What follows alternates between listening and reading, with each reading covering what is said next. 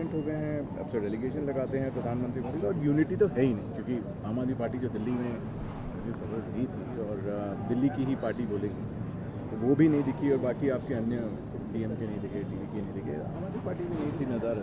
आप कैसे देखते हैं इस एलिगेशन का? जो देखिए, एकनाथ शिंदे जी को यूनिटी, इंटेग्रिटी, मोरालिटी के बारे में तो बोलना नहीं चाहिए। जो व्यक्ति अपनी पार्टी के साथ धोखा करके उसको तोड़ के बीजेपी के प्रेशर में आके नई पार्टी बना देता है, तो उसको तो मुझे लगता है उनको बोलना भी नहीं चाहिए। मेरा तो पर्सनल मानना है डे वन से कि आम आदमी पार्टी के साथ अगर हम दिल्ली के इलेक्शन में अलायंस नहीं करते, तो जिस तरीके से हम बीजेपी को हमने हरियाणा में हराया, पंजाब में हराया, यूपी में हराया, हम 100% दिल्ली में भी हराते।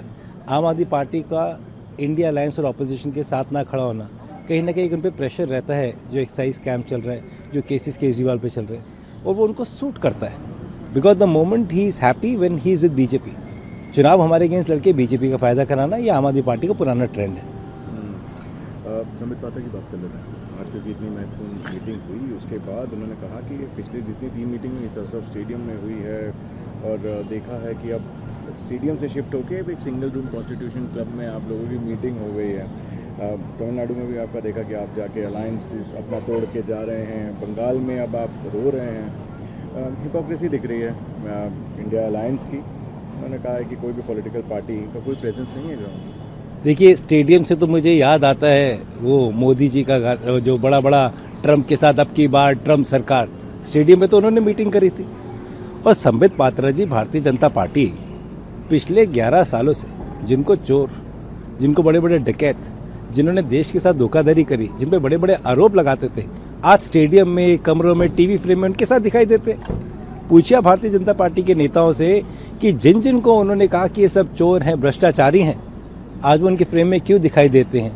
क्या जैसे ही बीजेपी का दामन पकड़ो तो उनकी वॉशिंग मशीन एक्टिवेट हो जाती है? संबित पात्रा जी को देखना चाहिए, टीवी के स्टूडियो में भी अब संबित पात्रा दिखाई नहीं देते।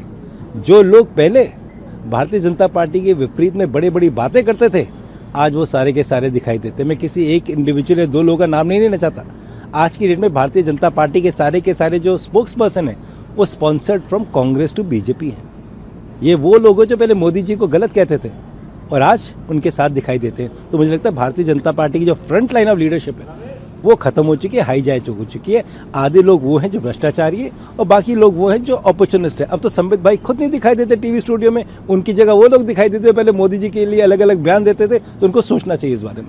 मीटिंग में आम आदमी पार्टी नहीं, उसको आप कैसे देखते हैं? क्योंकि अब आगे चुनाव भी आने वाले हैं और आम आदमी पार्टी का नाम, आपकी क्या राय है? देखिए, मेरा व्यक्तिगत मानना है कि जिस तरीके से पिछले लोकसभा के चुनाव में हमने भारतीय जनता पार्टी को यूपी में हराया, पंजाब में हराया, हरियाणा में हराया, राजस्थान में हराया, अगर दिल्ली में हम आम आदमी पार्टी के साथ चुनाव नहीं लड़ते मिलकर, तो दिल्ली में भी हम 7 में से कम 5 या 6 सीटें जीतते। आम आदमी पार्टी वो पॉलिटिक्स करती है जो सीधा सीधा भारतीय जनता पार्टी को फायदा पहुंचाती है। जब वो उत्तराखंड में चुनाव लड़ते हैं या गोवा में चुनाव लड़ते हैं, वो उतने ही वोट लेके आते हैं जिससे बीजेपी की सरकार बनती है और कांग्रेस उसी मार्जिन से हारती है। आम आदमी पार्टी को अपने स्टैंड में क्लैरिटी रखना चाहिए, वो किसके साथ हैं। क्या वो इंडिया अलायंस के साथ थे या वो बीजेपी की मदद करने का काम करते हैं?